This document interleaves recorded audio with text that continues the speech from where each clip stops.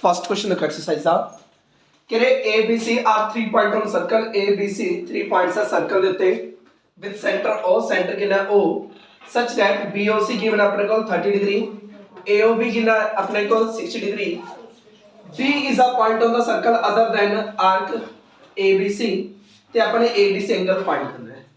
अपन पता है जो ए बी सी आर्क है जो ए बी सी आर्क है इसने एक ਤਾਂ सेंटर ਦਾ एंगल बनाया है ਤੇ ਇੱਕ ਕਿਸੇ ਹੋਰ ਪਾਰਟ ਦਾ ਐਂਗਲ ਬਣਾਇਆ ਹੈ। ਜੋ ਸੈਂਟਰ ਦਾ ਐਂਗਲ ਹੁੰਦਾ ਹੈ ਉਹ ਕਿਸੇ ਹੋਰ ਪਾਰਟ ਨਾਲੋਂ ਕੀ ਹੁੰਦਾ ਹੈਗਾ ਡਬਲ ਹੁੰਦਾ ਹੈ। मतलब कि जो एंगल ADC है जो एंगल ADC है वो हाफ ਹੁੰਦਾ है किसका एंगल AOC ਦਾ। क्यों वो कहानी लिखदी हो कि अगर कोई आर्क एक ਤਾਂ ਸੈਂਟਰ ਦਾ ਐਂਗਲ ਬਣਾਉਂਦੀ ਹੈ ਤੇ ਇੱਕ ਕਿਸੇ ਹੋਰ ਪਾਰਟ ਦਾ ਐਂਗਲ ਬਣਾਉਂਦੀ ਹੈ ਜੋ ਸੈਂਟਰ ਦਾ ਐਂਗਲ ਹੁੰਦਾ ਹੈ ਉਹ ਡਬਲ ਹੁੰਦਾ ਹੈ ਕਿਸੇ ਹੋਰ ਪਾਰਟ ਦੇ ਨਾਲੋਂ। ਇਹ ਵਾਲੀ ਕਹਾਣੀ ਤੁਸੀਂ ਲਿਖ ਸਕਦੇ ਹੋ। Now angle ADC equal to half of AOC ਕਿੰਨਾ ਆਪਣੇ ਕੋਲ 90 AOC पूरा कितना अपने को 90 क्योंकि 60 है 30 पूरा कितना होगा 90 तो एंगल ADC कितना आ गया अपने को 45। पहले ये भी दस दियो कि हाँ भी 90 किमें आया लिख दियो AOC equal AOB plus BOC इस करके AOC कितना आ गया अपना 90 डिग्री आ गया। Got it.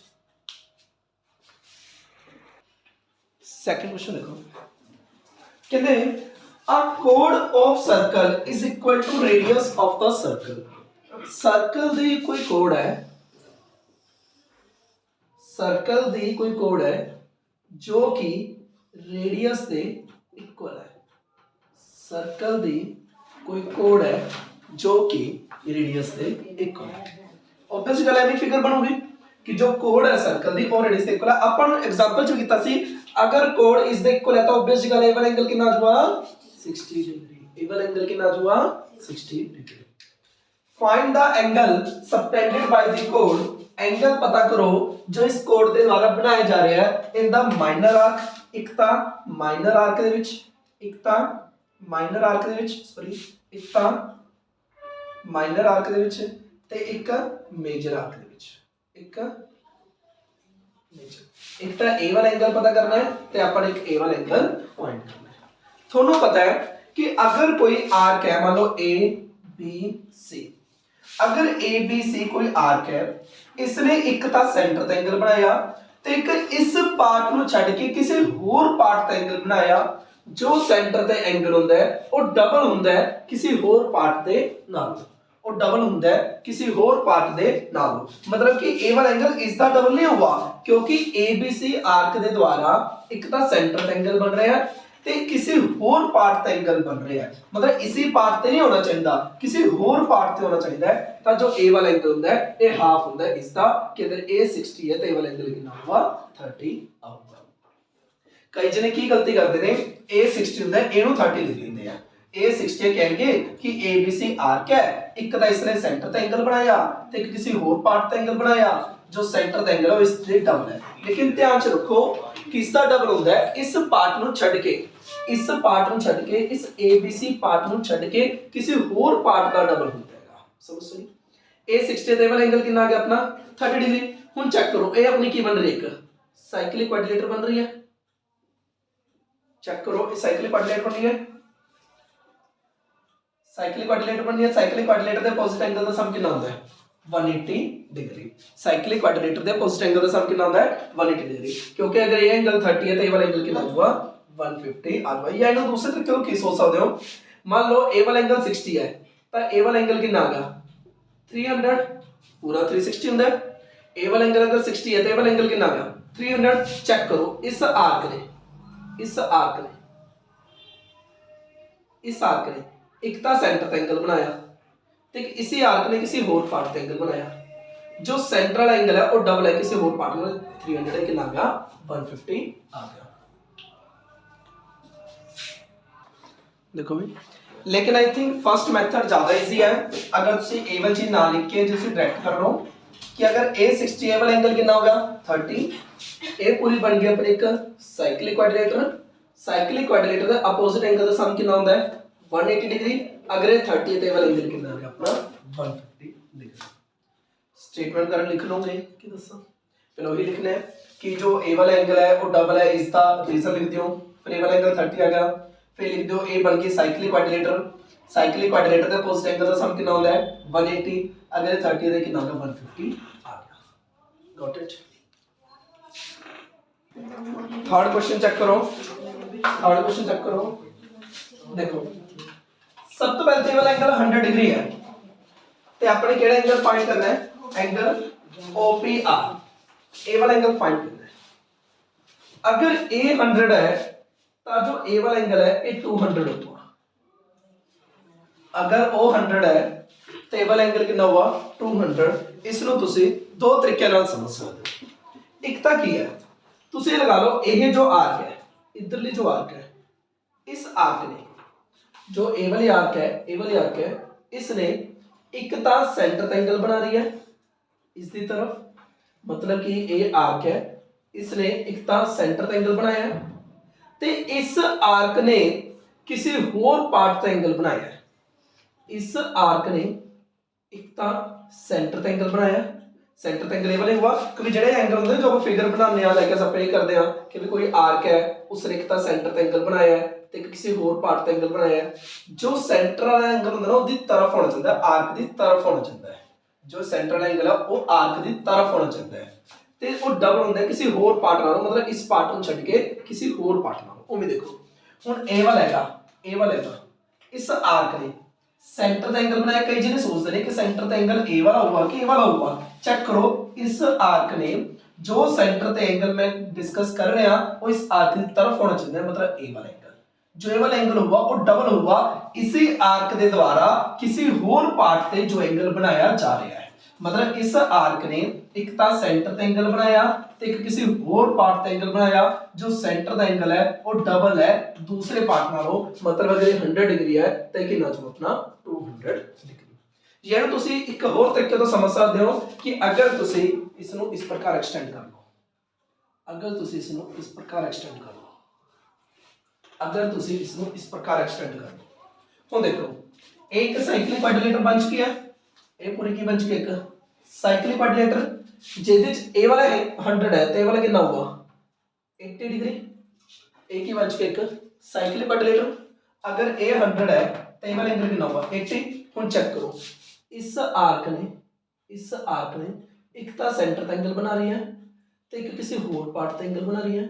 जो सेंटर का एंगल डबल होंदा होर पार्ट नालों, मतलब वाला एंगल कितना होगा 160 होगा क्योंकि पी क्यू आर जो पी क्यू आर आर्क है इसने एक तो सेंटर का एंगल बनाया है तो इस पी क्यू आर आर्क ने किसी होर पार्ट का एंगल बनाया है।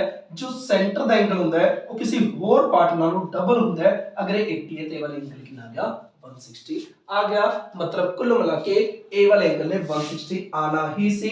तुसी चाहे ए वाले आर्क कंसीडर कर लो, एक बार दाती दस रहा इहनू करन दे दो मैथड है, इसको सोचने दे दो मैथड है।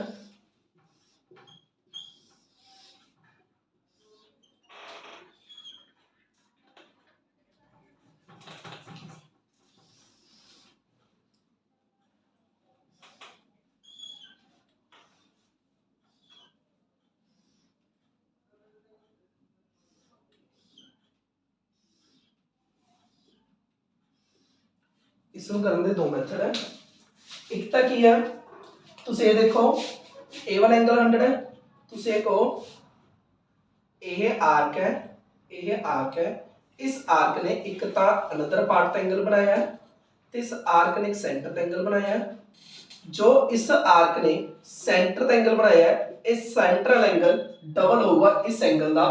इस आर्क ने एक तो सेंटर का एंगल बनाया है तो एक किसी होर पार्ट का एंगल बनाया है। अगर ए 100 है तो ये कितना हुआ 200 हुआ, और अगर ए 200 आ गया ए वाला 160 आ गया कि मैं क्योंकि पूरा सर्कल कितना होता है कंप्लीट एंगल कितना होता है 160। या दूसरी तरफ कि मैं कह सकता हूं इसको तुसी कंप्लीट कर लो ए थोड़े को 100 है तो ए वाला एंगल आ गया थोड़े को 80। हुन चेक करो इस आर्क ने एक तो सेंटर का एंगल बनाया है तो एक किसी होर पार्ट का एंगल बनाया है। इस आर्क ने एक तो सेंटर का एंगल बनाया है तो एक किसी होर पार्ट का एंगल बनाया है। जो सेंटर का एंगल होंदा है वो डबल होंदा है किसी होर पार्ट के नालों कि अगर 80 है तो ये वाला एंगल कितना आ गया 160। कुल मिला के वाला एंगल कितना होगा 160 ही आऊगा। समझ चली और थोड़ी समझ सी जैमर जी कैसे ਹੁਣ ਚੈੱਕ ਕਰੋ, मैंने तो ए वाला एंगल फाइंड करना सी। देखो ए वाली साइड इसके इक्वल है क्योंकि दोनों की ने रेडियस है, दोनों की है रेडियस है। अगर ए वाली साइड इससे इक्वल है तो जो ए वाला एंगल होगा वो इस एंगल दे इक्वल होगा, क्योंकि अगर इस एक ट्रायंगल च दो साइड इक्वल होंदी है तो उन्हें अपोजिट एंगल भी कहते हैं आपस में इक्वल होंगे हैं कि अगर ए वाली साइड इस इक्वल है तो ए वाला एंगल इस इक्वल हो गया। हुन अपने वाला फाइंड करना है, ਤੁਹਾਨੂੰ पता है 160 plus x equal to 180 angle sum property 160 plus 2x equal to 180। now 2x equal to 120 sorry 20 तो x कितना आ गया अपना 10 डिग्री, मतलब ये वाला एंगल कितना आ गया 10 डिग्री। Got it. प्लीज कोई एक काम ना कर दियो, कदे कह दो कि ये 100 है ये 80 होगा कि साइक्लिक क्वाड्रिलेटर बन गई। साइक्लिक क्वाड्रिलेटर दे चारों पॉइंट सर्कल दे ऊपर लाई करने चाहिए हैं। साइक्लिक क्वाड्रिलेटर दे चारों पॉइंट सर्कल दे ऊपर लाई करते हैं। कईयां दा दिमाग ये चलदा है कि आ बन गई साइक्लिक क्वाड्रिलेटर, ये बन गई साइक्लिक क्वाड्रिलेटर, अगर ये 180 होगा, ऐसा नहीं है क्योंकि साइक्लिक क्वाड्रिलेटर दे चारों पॉइंट सर्कल दे ऊपर लाई कर रहे हैं तो साइक्लिक क्वाड्रिलेटर A1 है, cyclic quadrilateral A1। Got it.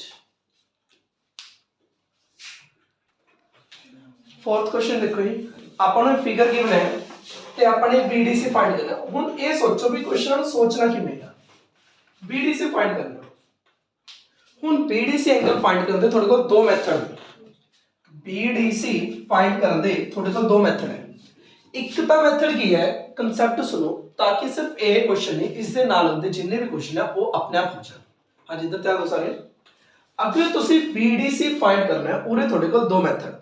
First की है कि अगर ਤੁਹਾਨੂੰ BDC ट्रायंगल ਦੇ तीन दोनों एंगल पता लग जाए, वाला एंगल ते वाला एंगल पता लग जाए तो ਤੁਸੀਂ इजीली वाला एंगल फाइंड कर सकते हो कि ਤੁਸੀਂ BDC एंगल फाइंड करना है। मैं डायरेक्ट सॉल्यूशन ਤੇ नहीं जा रहा, मैं ਉਹਦੇ अराउंड भी दस रहा ਹਾਂ कि ਜੇ BDC एंगल फाइंड करना है। BDC फाइंड करने ਦੇ ਦੋ ਮੈਥਡ ਹੈ। ਇੱਕ ਤਾਂ ਕੀ ਹੈ ਕਿ ਅਗਰ ਤੁਸੀਂ ਇਸ ट्रायंगल ਦੇ ਬਾਕੀ ਦੋ एंगल पता कर लो कि अगर ਤੁਹਾਨੂੰ A वाला एंगल पता लग ਜਾਂਦਾ ਤੇ ਇਹ ਪੂਰਾ एंगल पता लग ਜਾਂਦਾ, ਫਿਰ ਵੀ ਆਪਾਂ ਇਹ वाला एंगल इजीली फाइंड कर सकते हैं। लेकिन ए वाला एंगल पता करना ते ए वाला एंगल पता करना आसान नहीं है। दूसरा तरीका क्या है, तुम ये देखो BDC फाइंड करना ना, जो मैं वर्डिंग बोल रहा बिल्कुल ध्यान नाल सुनियो, जो मैं वर्डिंग बोल रहा बिल्कुल ध्यान नाल सुनियो। मैंने BDC एंगल फाइंड करना है, तुम ये देखो कि जो एंगल BDC है, जो एंगल BDC है वो किस आर्क के द्वारा बनाया जा रहा है। BDC फाइंड करना है, तुम ये चेक करो कि जो एंगल BDC है वो किस आर्क के द्वारा बनाया जा रहा है। जो BDC एंगल है, जो BDC एंगल है वो किस आर्क के द्वारा बनाया जा रहा है। वो इस BC के द्वारा बनाया जा रहा है कि इस दे द्वारा कोई और एंगल भी बनाया जा रहा है। तुसी की चेक करना है कि जो BDC एंगल ਅਸੀਂ फाइंड करना है वो BDC एंगल किस आर्क के द्वारा किस कोण के द्वारा बनाया जा रहा है। जो एंगल BDC है वो किस कोण के द्वारा बनाया जा रहा है, वो BC कोण के द्वारा बनाया जा रहा है। कि कोई ऐसा और एंगल है जो इसी कोण के द्वारा बनाया जा रहा है। जी हाँ, जो एंगल BAC है, जो एंगल BAC है वो भी इसी कोण के द्वारा बनाया जा रहा है। सोचना कि मैं है तुसी BDC फाइंड करना है। जो एंगल BDC है वो किस कोण के द्वारा बनाया जा रहा है, वो BC कोण के द्वारा बनाया जा रहा है। कि कोई और एंगल ऐसा है जो इसी कोण के द्वारा बनाया जा रहा हो। जी हाँ, वो एंगल BAC है। अगर मैनू BAC पता चल जाए तब BDC भी फाइंड हो जाएगा। अगर मैनू BAC पता चल जाए तब BDC भी हो जाएगा।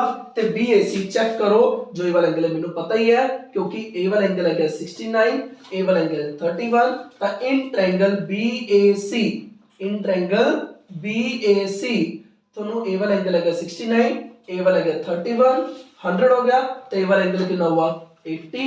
अगर ये 80 है तो ए वाला एंगल भी कितना आ गया 80 डिग्री आ गया। सोचा कि मैं तुसी BDC फाइंड करना है, BDC फाइंड करना है। चेक करो कि जो एंगल BDC है वो किस कोण के द्वारा बनाया जा रहा है। ये क्वेश्चन ਨੂੰ डायरेक्ट दस सकदा सी, लेकिन मैं वर्डिंग क्यों बोल रहा ताकि नेक्स्ट क्वेश्चन में ਤੁਹਾਨੂੰ हेल्प मिल सके। जो BDC को एंगल तुसी पता करना है, ये चेक करो कि BDC किस कोण के द्वारा बनाया जा रहा है।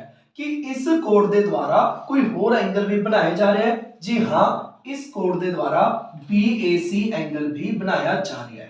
तो जो एंगल BDC है वो किस दे इक्वल है BAC दे। BAC मैंने एंगल पता है 80 डिग्री है। किवें पता, क्योंकि ये वाला एंगल 69 है, ये 31, 100 हो गया तो 80 आ गया। अगर 80 आ गया तो ये एंगल कितना होगा 80 आ गया। Got it? समझ पा रहे हो हम? फिफ्थ क्वेश्चन चेक करो। ए वाला क्वेश्चन आप बिल्कुल सेम टू सेम पिछली वर्डिंग बोल के करांगे। अपने बीएसी एंगल फाइंड करना है, अपने बीएसी एंगल फाइंड करना है। हुण तुसीं ये देखो कि बीएसी किस कोड के द्वारा बनाया जा रहा है। सेम वर्डिंग बोलूंगा, यही सेम वर्डिंग बहुत क्वेश्चन च बोलूंगा। जो बीएसी एंगल है वो किस कोड के द्वारा बनाया जा रहा है? जो बीएसी एंगल है वो बीसी कोड के द्वारा बनाया जा रहा है। कि इसी कोड के द्वारा कोई होर एंगल बनाया जा रहा है? जी हाँ, इसी कोड के द्वारा बीडीसी एंगल भी बनाया जा रहा है। बीएसी किस कोड के द्वारा बनाया जा रहा है? बीसी। कि इसी कोड के द्वारा कोई होर एंगल भी बनाया जा रहा है? जी हाँ, बीसी कोड के द्वारा बीडीसी एंगल भी बनाया जा रहा है। दैट्स मीन ये दोनों एंगल आपस में है इक्वल है। अगर मैंने ए वाला एंगल पता चल जाए तो ए वाला एंगल इजीली फाइंड हो जाएगा। तो ए वाला एंगल मैंने आराम नाल पता है, क्यों? Sum of two interior angle equal third exterior angle. क्योंकि चेक करो, in triangle ECD, in triangle ECD A वाला एंगल प्लस ए वाला एंगल इस एंगल के इक्वल है। ये मान लो x है कि जो एंगल मतलब 20 चाहे पूरे नाम लिख दो प्लस एंगल बीडीसी किससे इक्वल होगा? 130। क्यों? Sum of two interior angle equal third exterior angle. तो तो जो ए वाला एंगल है वो कितना आ गया? बीडीसी कितना आ गया अपने को? 110 डिग्री। ए वाला गया 110 डिग्री, तो ये भी कितना गया? 110 डिग्री। ਤੁਸੀਂ ਕਿਵੇਂ ਸੋਚਿਆ? ਅਸੀਂ BAC फाइंड करना सी। जो BAC एंगल है वो किस कोड के द्वारा बनाया जा रहा है? जो BAC एंगल है वो BC कोड के द्वारा बनाया जा रहा है। कि इसी कोड के द्वारा कोई होर एंगल भी बनाया जा रहा है? जी हाँ, वो BDC एंगल बनाया जा रहा है। अगर मैं BDC एंगल फाइंड करना तो BAC अपने आप आ जाएगा। BDC किवें फाइंड करे? मैंने पता है ए वाला एंगल प्लस ए वाला एंगल इस एंगल के इक्वल है। ए 20 है, ए 130 है, तो ये 110 आ गया। अगर ए 110 आ गया तो ऑटोमेटिकली 110 आ गया। Got it? सिक्स्थ क्वेश्चन की स्टेटमेंट चेक करो। फिगर नहीं गिवन, फिगर खुद बनानी है। कहते ABCD is a cyclic quadrilateral. ABCD की है साइक्लिक क्वाड्रिलेटरल। ਤਾਂ ਤੁਸੀਂ obvious ਗੱਲ ਹੈ ਕੀ ਕਰੋਗੇ? अपने स्टैंड ਤੇ सोच के देखियो ਤੁਸੀਂ ਕਿਵੇਂ ਕਿਵੇਂ क्वेश्चन ਨੂੰ ਟਰਾਈ ਕਰੋਗੇ। ਤੁਸੀਂ obvious ਗੱਲ ਐਵੇਂ ਕਰੋਗੇ A B C D। एक की है साइक्लिक क्वाड्रिलेटरल। ए वाला स्टेप हर कोई कर लूगा, हर कोई। whose diagonals intersect at point E, जिस दे डायगोनल E ते इंटरसेक्ट कर रहे हैं, जिस दे डायगोनल E ते इंटरसेक्ट कर रहे हैं। ए वाला स्टेप भी हर कोई कर लूगा क्योंकि सिंपल लैंग्वेज लिखी हुई है। ABCD एक साइक्लिक क्वाड्रिलेटरल है। ABCD एक साइक्लिक क्वाड्रिलेटरल है whose diagonal intersect at point E, जिस दे डायगोनल E पॉइंट ते इंटरसेक्ट कर रहे हैं। अगे एंगल DBC दिता है 70।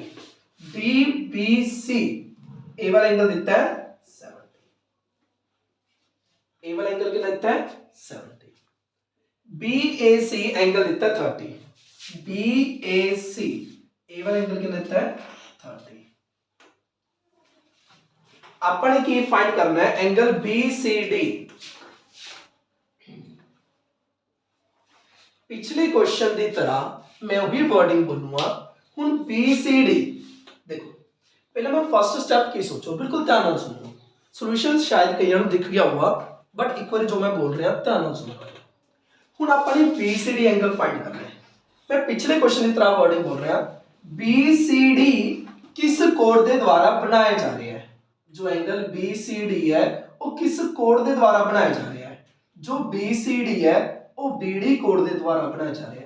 कि BD कोड के द्वारा कोई और एंगल बनाया जा रहा है? इस साइड नहीं बनाया जा रहा क्योंकि इस साइड है तो वो नहीं बन रहा, तो ओवर स्टेप आप नहीं सोचेंगे। दूसरी गल देखो कि जो BCD है वो इस ट्रायंगल के विच आ रहा है। जो BCD है वो इस ट्रायंगल के विच आ रहा है।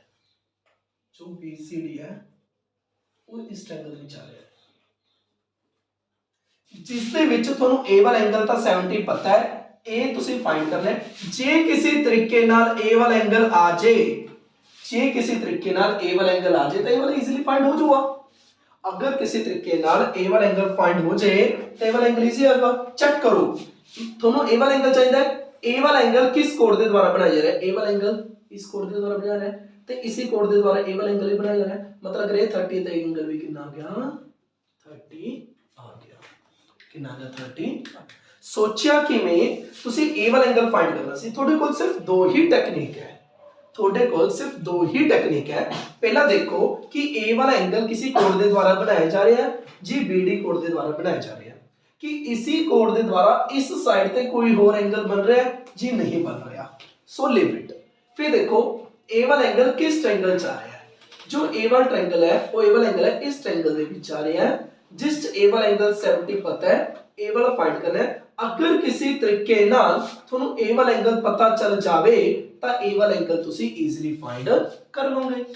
पर ए वाला एंगल किवें पता करिए, चेक करो ए वाला एंगल इस कोड के द्वारा बनाया जा रहा है, इस कोड के द्वारा ए वाला एंगल ही बनाया जा रहा है। मतलब अगर ए 30 है तो ए भी कितना हुआ 30, और अगर ए 30 है ए 70 है तो ए पूरा एंगल कितना है अपने को 80 डिग्री, क्योंकि 30 तो 70 100 पूरा ट्रायंगल का सम कितना होता है 180, तो तीसरा एंगल कितना है अपने को 80 डिग्री। समझ नहीं। उस तो बाद अगे नेक्स्ट टेस्ट की गया कि further if A B equal B C, अगर थोड़ा ए बी बी सी दे इक्वल है तो E C D angle find करो, ई सी डी ए वाला एंगल फाइंड करो। चेक करो अगर ए वाली साइड किसके इक्वल है in triangle A B C, in triangle A B C कि अगर ए वाली साइड ए इक्वल है तो ये अपोजिट एंगल इक्वल होगा। अगर ए वाली साइड ए इक्वल है तो अगर ए 30 है तो जो ए वाला एंगल है ए भी कितना हुआ 30 डिग्री होगा। चेक करो इस ट्रायंगल च थोड़ा ध्यान सिर्फ इस ट्रायंगल च, सिर्फ इस ट्रायंगल च, इस ट्रायंगल दे विच ए वाली साइड ए दे इक्वल है तो ਇਹਦੇ ਸਾਹਮਣੇ ਵਾਲਾ ਐਂਗਲ ਇਹਦੇ ਸਾਹਮਣੇ ਵਾਲਾ ਐਂਗਲ ਦੇ ਇਕੁਅਲ ਹੈ, ਇਹਦੇ ਸਾਹਮਣੇ ਵਾਲਾ ਐਂਗਲ ਇਹਦੇ ਸਾਹਮਣੇ ਵਾਲਾ ਐਂਗਲ ਦੇ ਇਕੁਅਲ ਹੈ। ਅਗਰ ਇਹ 30 ਹੈ ਤੇ ਇਹ ਵਾਲਾ ਐਂਗਲ ਵੀ ਕਿੰਨਾ ਹੈ ਆਪਣਾ 30 ਆਣਾ। ਇਹ 30 है पूरा 80 है तो ए वाला एंगल कितना हुआ, ऑब्वियस गल है कितना हुआ 50 डिग्री हुआ, क्योंकि ए वाला एंगल 30 है, ए पूरा 80 है, ए 30 है पूरा 80 है, 80 चो 30 माइनस कितना ए वाला एंगल कितना है 50 डिग्री आ गया। किवें कितना ए वाला साइड इस दे इक्वल है ते दे सामने वाला एंगल दे सामने वाला एंगल दे इक्वल है। अगर ये 30 है ए भी 30 आऊगा, पूरा 80 सी जिदे च ए 30 है ते ए वाला एंगल कितना हो गया 50 आ गया। किसी डाउट हो इस क्वेश्चन